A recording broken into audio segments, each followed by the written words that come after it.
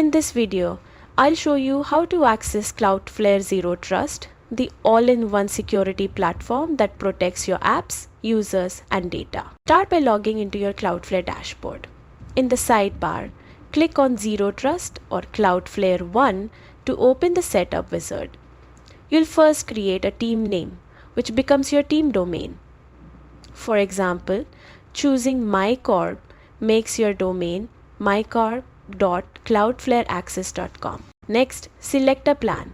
Cloudflare offers a free plan for up to 50 users, which is great for small teams, while larger organizations can upgrade for advanced features. Once your account is set up, go to the Zero Trust portal and configure authentication under Settings and then Authentication. You can use a one-time PIN or connect identity providers like Google Workspace or Azure AD. Now organize users by creating access groups.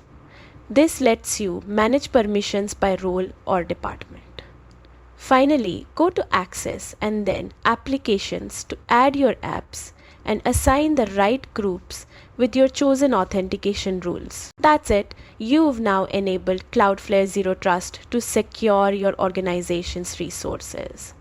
Don't forget to like this video and subscribe for more tutorials that keep your business safe online.